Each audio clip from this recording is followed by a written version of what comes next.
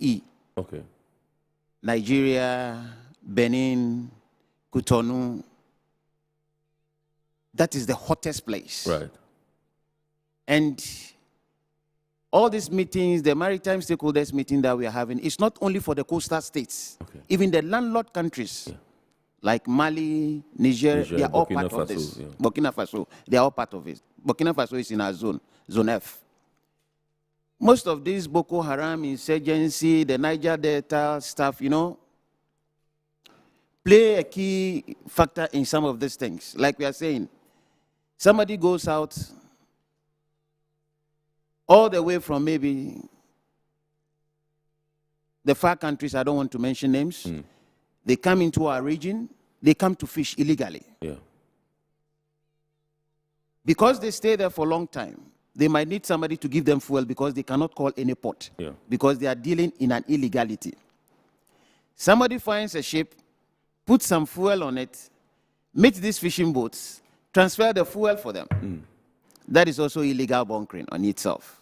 Now, because it's an illegality, it cannot land the ship in a port. It has to stay at sea. Yeah. So a reefer boat, what we normally call a carrier vessel, a refrigerated cargo vessel, goes alongside this fishing boat, transships the fish that it has caught, illegal transshipment. The country is losing its tax component. They are doing an illegal stuff there. Some of them even engage in drug smuggling and all those stuff. Now, it's a chain. So once you don't break the chain, it continues. So what Chris Mao and Chris Mack are doing this, they are coordinating at the zonal level within the regions. And they report to the ICC, that is the Interregional Coordinating Center, which is in Yaoundé. Okay. Cameroon. Cameroon. Yeah. So ICC is on the top, and Chris Mao and Chris Mack are down gathering on the local level, on the zonal level. So once there is an insecurity within the region, they coordinate. It is worth noting also that in March this year, from 7th to 19th, we had an exercise, Ubangami Express, which included all the navies within the sub-region. Right. Scenarios were coming from oil spills, IEU, hijacking, a lot. So over the 8 days, we were able to coordinate within us. It included the American Navy, the French, the Danish. We are having support even from the EU to do those things. And a lot was shared. Last 2 weeks, we were in Abidjan just to have the maritime stakeholders meeting on the challenges and the way forward. And it was just interesting. It was just interesting. And we shared a lot. Right. And it gives us comfort and relief that at least if there are issues, we have somewhere that we can go to. Yeah. And some of the challenges that were faced were brought onto the table.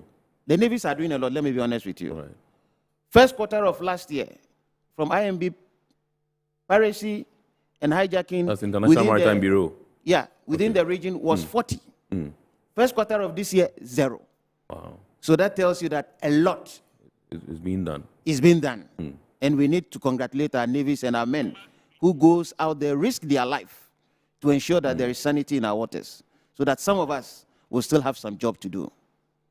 Thank you. All right, so I'll come back. When I come back, I'll be finding out from Captain Kwesing, the Denmark and the Italian frigates, what role they played, if you followed their presence in our waters, and whether we actually achieved anything whilst they were here. But let me go on to the lines again. I'm told Monsieur Jean-Marie Kofi is back on the line. Good evening, once again, Monsieur. Good evening, my friend. Great. We are glad to have you back. Now, you catalog some of the challenges that ports in West and Central Africa are grappling with. And your secretariat is clothed with a mandate to get these challenges addressed. What are some of the steps you are taking to get these issues addressed, to bring some relief to the ports, to member ports, so to speak? Yeah, as the the captain are explaining, they play a real role regarding to some of the piracy, some of the difficulty you have in our water, they play already this role.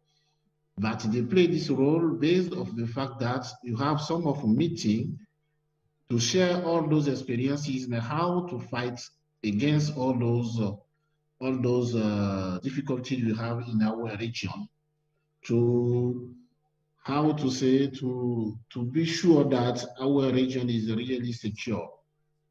So PIMOCA Secretariat, the strategy to address them is sometimes to continue to ensure that these issues are discussed at the level of PIMOCA's technical committees.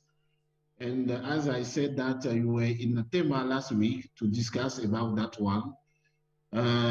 Harbour Masters Network discussed about that one also. It is really good. And you have to implement all the discussion, the recommendation which come from our discussion.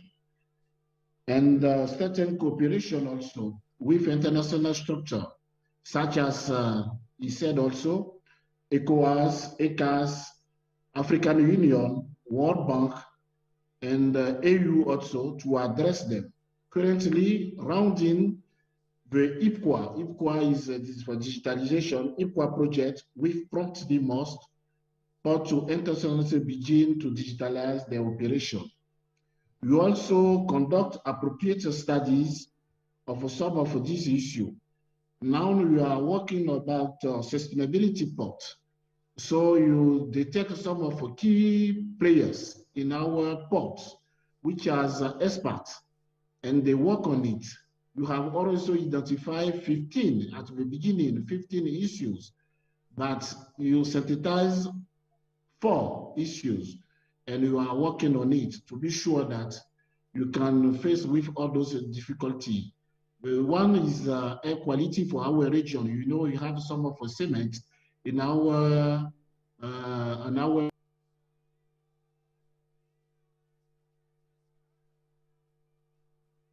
I think we have lost the sound. If we can work it out. Monsieur, can you hear me? We cannot hear you. I think we've lost the sound. If you can check whether you've muted your sound by mistake or something. Hello, Monsieur. Okay. All right. I think that that's these are all the things that technology can do. So let me come to you, Captain Kwesing, and find out from you the Netherlands frigates, the Italian frigate. When they were in our waters, did we achieve anything significant in terms of what they came to do? The resolutions from the network. Right. There was one important one which I need to say here. Please I want to put on record. Please the do. strengthening of human capacity. Okay. We realize that for we in Ghana and Nigeria, we have the human resource. Okay, but for our friends from the Francophone countries, their manpower base is thin, and as such, the Home Master may not be a mariner. They appoint people into these offices without getting the right people. So when we meet at the network meeting, the deliberations doesn't hit the ground. Right. Okay? So we were looking at, you see, most ships that call West Africa, like the Grimadi ships, they have Gandhi Tema, Gandhi Lagos, Gandhi Abidjan. They name their ships after our ports. Right. Means that there's something in West Africa which they know. And as such, and their ships are monster ships. So they will need a confident pilot to man those ships into the port. Yeah. As my brother said, voyages are planned, but they start from a port and end the port. Before the voyage is done, it's deemed done. So we realize that we need to encourage the training of manpower development. When we leave this issue to our administrators, they may not know the dynamics in which we require to upgrade and grow in the profession. To be a competent pilot, to navigate that ship into the port, you must have experienced it, felt it. Simulation is good, but when you spend life on the ship, it is critical. That's why we, in our profession, there's always sea surface. Right. Okay? The schools are training. We have a lot of manpower in our region, and as such, we were looking at where PIMOCA will have a say, a unified say, that ships that call our region should be encouraged to employ some of our cadets, our degree holder cadets, to have sea term and develop and build the capacity for their use. It is in their interest to have a competent harbor master who knows how to deploy marine resources in getting the job done. Right. Okay, so manpower development is key. Very key. We talk about how we handle the COVID. Yes, I'll come to you for that, but I understand okay. Monsieur is back on the Monsieur line, is so back, let me go okay. back to Monsieur Okay. and the final. Monsieur, welcome back. Yes, thank you very much. Yes, I think technology is playing tricks. My mic was on mute. Technology is playing tricks on us this evening, but we are glad that we have you back. And in talking about technology, I just want to find out from you how far the ports in West and Central Africa have come in their quest to digitalize, in their quest to inject some element of technology into their operations. We can't talk about resilient ports without technology. Yes, you are right. When we are talking about technology, but you know that you cannot follow every time what abroad or European people they are teaching us. You know, here also what you have to look at is that you have some of manpower and they are supposed to be employed and to do work. What we are doing now about the technology is to train them, to have a capacity building, to use some of a computer. Because when we are talking about digitalization, that means that you have to avoid human action. Human action you avoid is that all the hard documents are supposed to be numerized. This one they are supposed to know, and they have to deal with, they have to work on it. This is the kind of a technology you are training, and that's why you have our training center in Lomé, in Cotonou, and you do that one. And at support level also, they have the IT manager, they play that role as well. What you have to do is to let them know that this is a new challenge and you have to follow, to be sure that you have. But talking about technology is not only that one. You know that in some of ports, you have done some of checking. In some of ports, the problem of digitalization is based of energy, they haven't got power. It's difficult to ensure that. And right now we are talking about you have this virtual meeting. You are facing with connection, and it's a real problem also you are facing with. So it's true that you have to digitalize, but you have to be sure that all the basic things you have already on ground, and then you can move on. This is what I can say in addition of what I have already said. Okay, so I just want to find out from you what PMOCA is doing to ensure that ports in West and Central Africa operate, according to standards, according to best practice. There must be a way where they can do this in order to deliver efficient and effective services to their clients.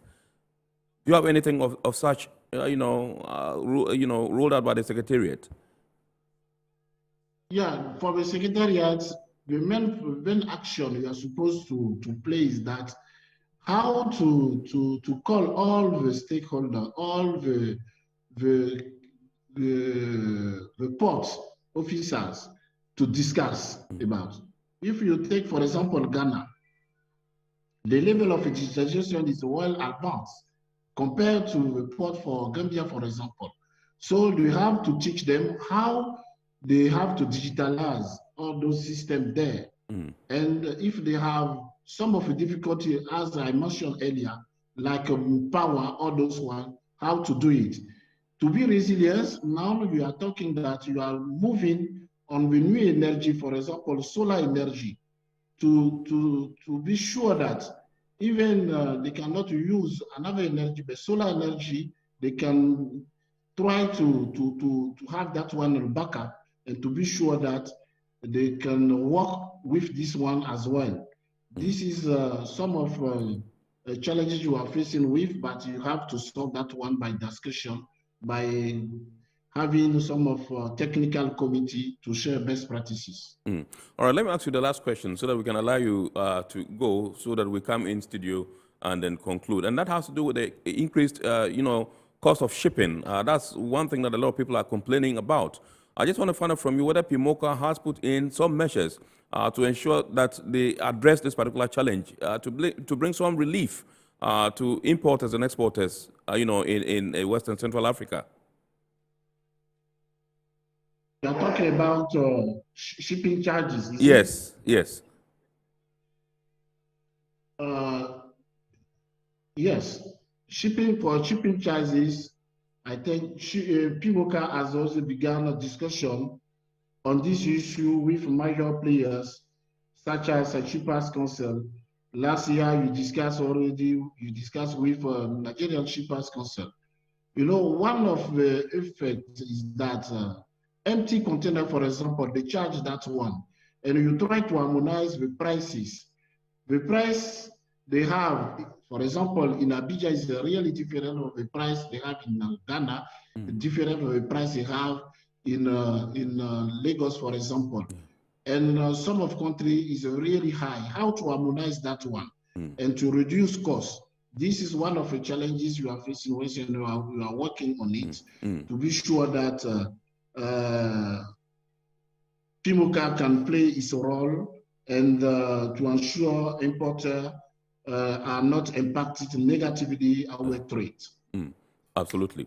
Thank you very much, Mr. Secretary General Jean-Marie Kofi, Secretary General Port Management Association of Western Central Africa, for joining us all the way from your base this evening on Iron Port. We are grateful to you. We know that as and when we need your attention, we would always call you, and you'll be gracious enough to oblige us. We are grateful to you, sir. Thank you very much. Great. So we'll go for a break now. This is Iron Port here on Metropolitan Television, and tonight we're discussing how to build a resilient port to stimulate economic growth in West and Central Africa. And we are discussing with Captain James Kwesing, who is the Harbour Master, Port of Takoradi. He's also the president of the PMOCA Harbour Masters Network. Also in the studios, Captain Daniel Korte, Deputy Harbour Master, Port of Tema. And there are those who are leading the discussion. When we come back, we'll continue. And Captain James will be telling us how they were able to dribble COVID, you know, when it first came out.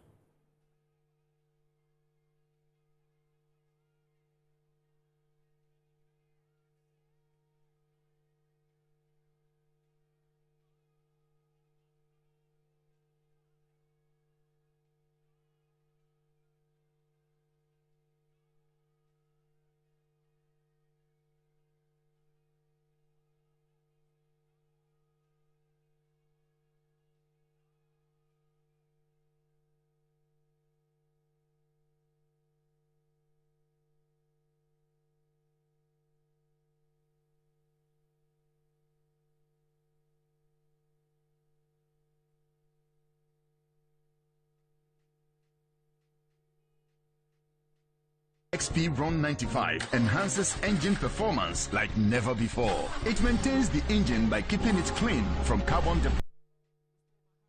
deposits. Go Super.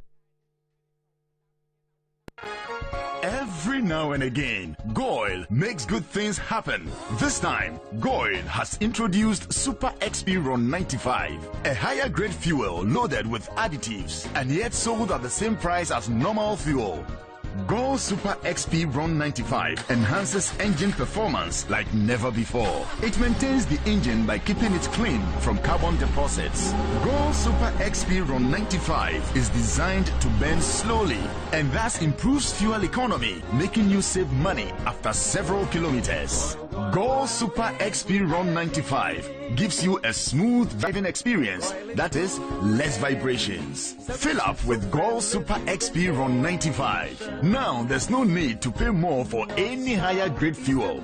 Goil has that sorted. Goil, good energy. Electricity, then pay your taxes. Our taxes, our future. Because you see, without our taxes, we wouldn't have good roads, good schools, better hospitals, street lights, and other very important social amenities. When we pay our taxes, we give our children free and quality education. Talga, my money too small. Why should I pay my tax? Look, small. Salifo, it doesn't matter how small or big your business or income is.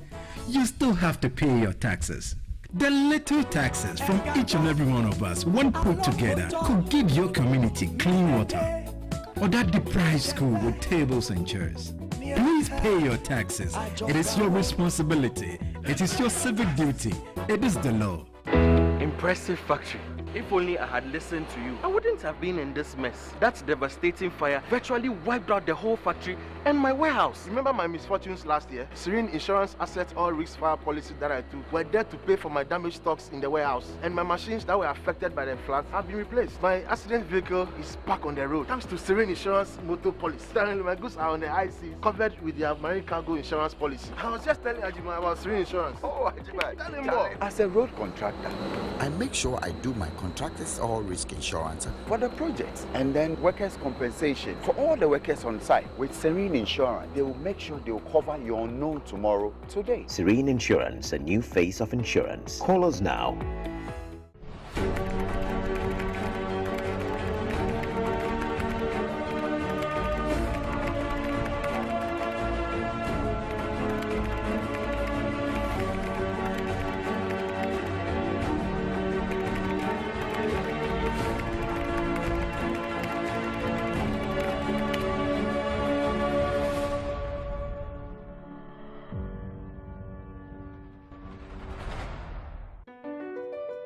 MPS Terminal 3 is Africa's new state-of-the-art container terminal at Tema Port. For manufacturers, agro-processors and traders, the new port means business can be done faster. This infrastructure boost will improve Ghana's port handling capacity, connect more trading routes, and oil the engine of growth for the economy, creating greater opportunities across all sectors as Africa's markets merge and become the largest trading bloc globally. MPS, we connect, you thrive. All right, so you're welcome back. We are going back to Captain Kwesen. He was about enumerating some of the issues that they listed or the recommendations that they made during the Harbour Masters Network meeting when we had to go and pick the Secretary General of PIMOCA. And he's back. I've also been told that we can activate the phone lines now, and so the number to dial is 020-552-8353, 020-552-8353. You can call in and contribute to the discussion. Captain, yes, let's flow. Kennedy, I'm always a good student, so I'll not skip the question on the role of the multinationals, army, navies in our waters. Absolutely, yes. Yeah, let me do a quick one on that. Patrolling our sovereign waters is our duty. It should be done by every nation, right, which we are doing our best. But when multinationals find out that our region is unsafe for global business, and they come and assist, they are welcome. That's as they did in Somalia. They went in there, and then we made sure that when anybody who goes out and knows that when you are coming, somebody is there waiting for you. There's a global picture. Everybody is scared. Absolutely. Nobody wants to go there and then they drop a bomb on you. So that's how come Somalia was handled. And then when they come to our region, France have a lot of colonies in Africa and then West Africa, and as such, if they come and help police our waters, it's good. And also the Kingdom of Denmark. You know, MPS, Denmark, by virtue of AP Mola, they are partner of MPS, so, and then they have a lot of commercial business in our waters, so why not? That's important. Yes, it's important that the, and you know, in the global supply chain, fish, they migrate across from West Africa all the way to Americas and back. So the marine ecosystem in West Africa, when it is protected, it lost in their interest. Right. Because the fishes also migrate, they go as the current flows and come back, and then as they go, as they migrate, they feed and then they increase in size for world consumption. Okay. Now let me take my question now. Yes. COVID was a pandemic. It dawned on us all of a sudden, and then Harbour Masters were receiving the ships.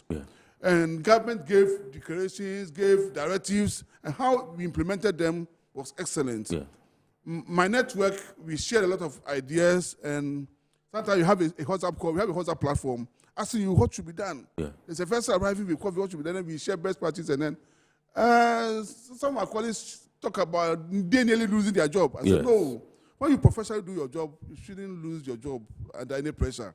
But we've done very well. We've done very well, and then we've network the platform and then the knowledge sharing. We've done very well. We handle COVID, and we are still raising ourselves in the challenge. We talk about collaboration with stakeholders, stakeholders in the health chain.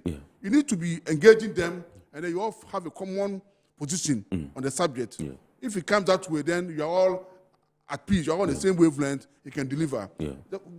What I shared what we did in Ghana Port, where a unit was set up, the port F was there, how the ships are declared their arrival, how port F goes to clear them at the anchorage, and how we handle the PPEs we put in place.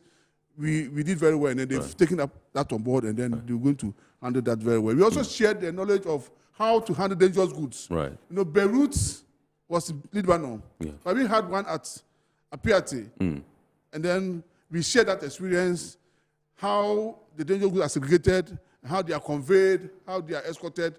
And in Takoradi Port, we have a team that validates every dangerous goods. Right. We monitor them closely until we have a team where the creation is done.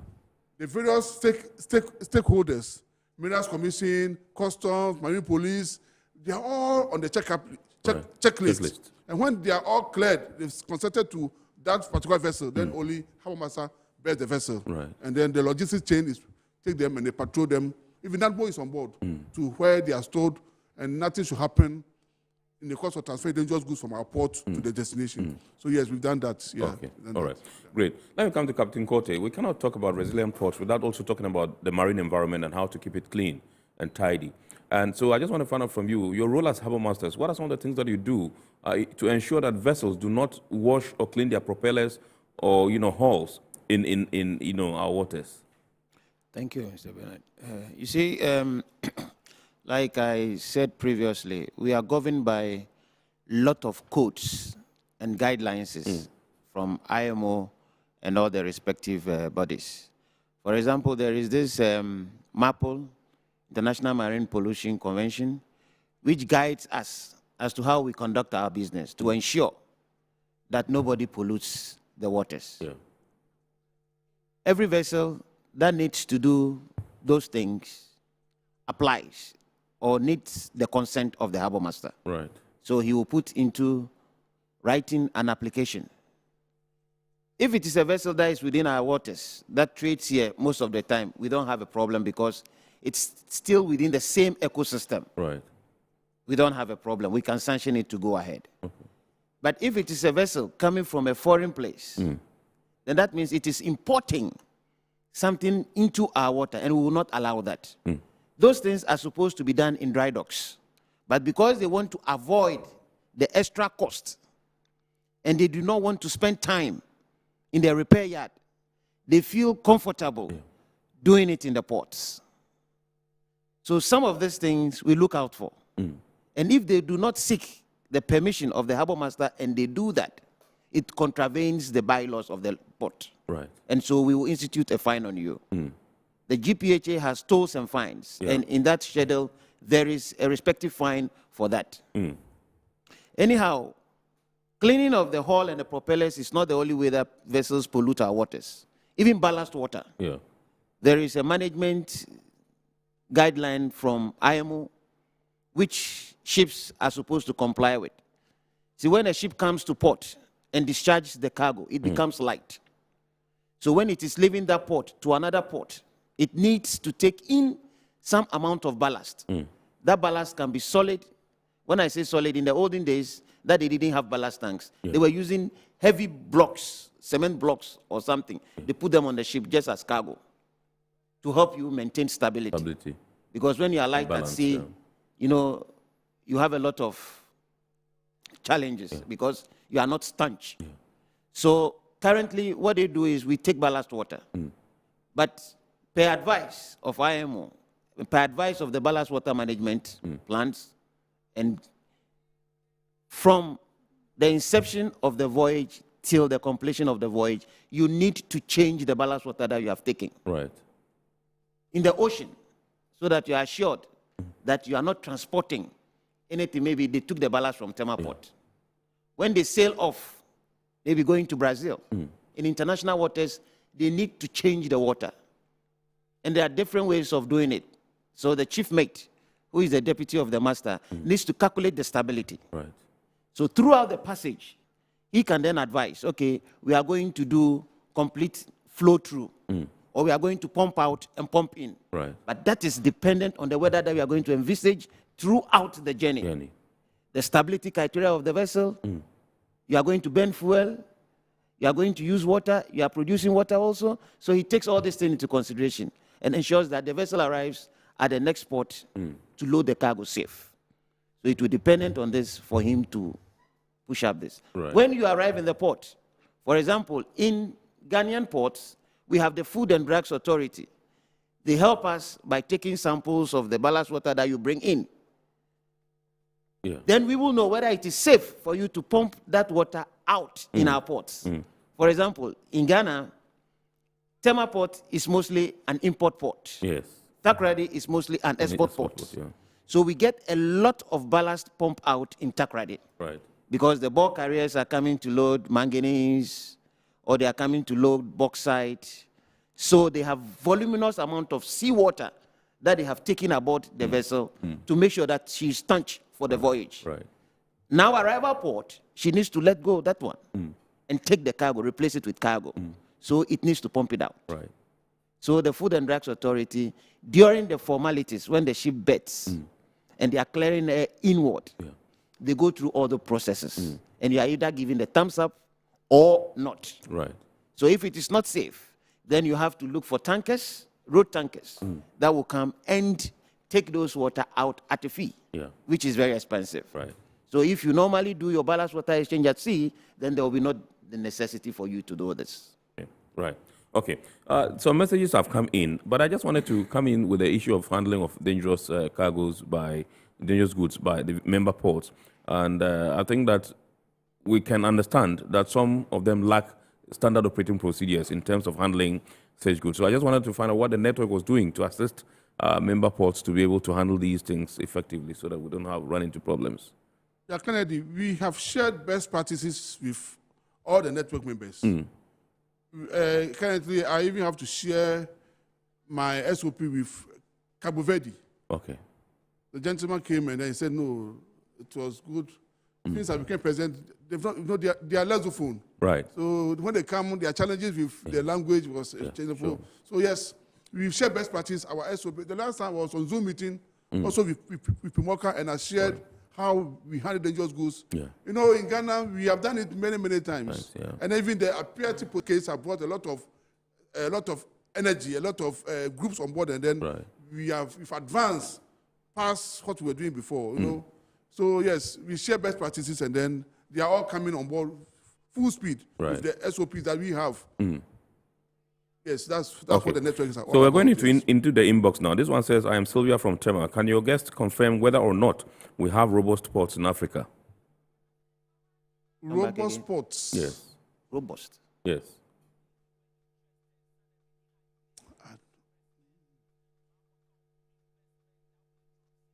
Africa? Yes. Robust in terms of? Well, that's the question. We are talking about resilience, so maybe she wants to add. Oh, yes. Yes. We do. You see, because of what we put in place, I can talk for Ghana ports. The security, the collaboration with the stakeholders, making sure that our port is not attacked. Our ports are safe for ships to come in. You know, the port is an economic area. Yeah. So our ISPS implementation, with GPHA, we are on top. Yeah. With the U.S. Coast Guard, is always policing our ports. With GMA, is always making sure that we comply strictly with the ISPS code. Yeah. And as such, robust in terms of security, we are on top. Right. In terms of manpower, we are okay. We are very okay. Ghana ports. Even I am part of the OHSE committee, Organizational Health and Safety. We've done a lot in terms of recovery. In case of any incident in the port, backups, off-site locations where the port can easily work. We've done all that, and then we are very, very robust. In terms of, for Ghana ports and Harbours Authority, I can speak with a chest out. Our robustness. With a chest out that, yes, we are very, very ready. Is there anything that Captain Kote? Well, just to compliment my boss, what he said, let the lady know that they are safe when they are trading with our ports. Right. Because let me tell you, during the exercise of Bangami, the scenario for the Port Authority was oil spill. And in Tema, we have 5 ASD tugboats that are FIFI classed, that are oil spill control crafts, and each has got about 300 meters of boom with skimmers and all that stuff. Right. So when any ship comes into the port, or even there is an oil spill within our waters, we take control of that. Right. We take control of that. MPS Terminal 3 is a 2-star port.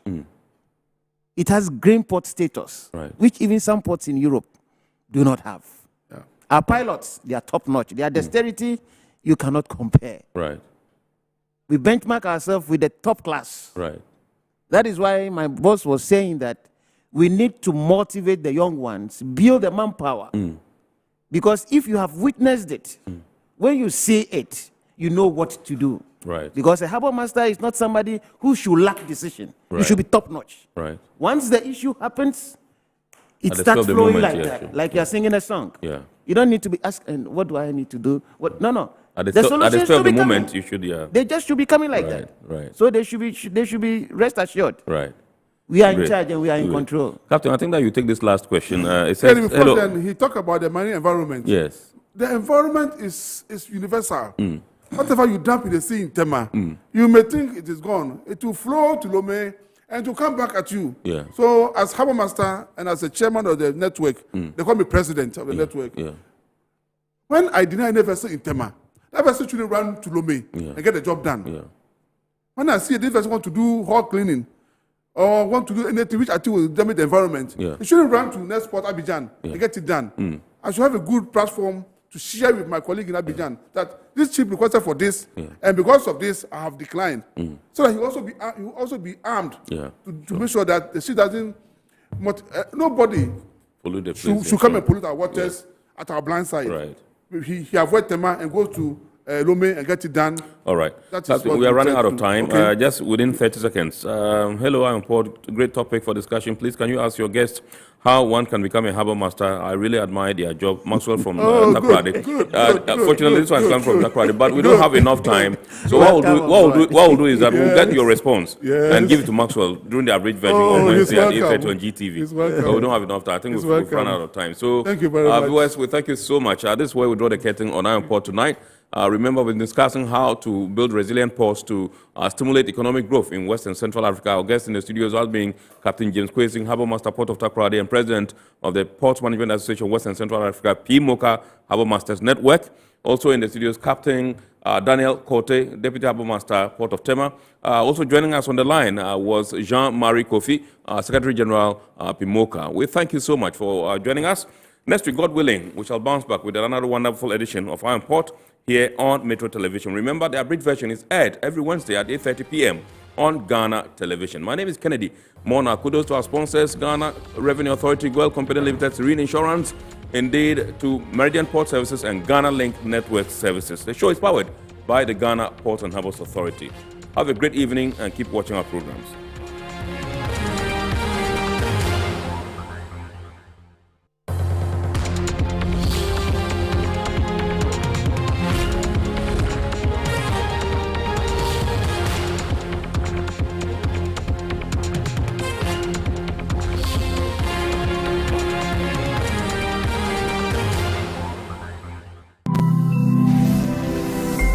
Metro TV.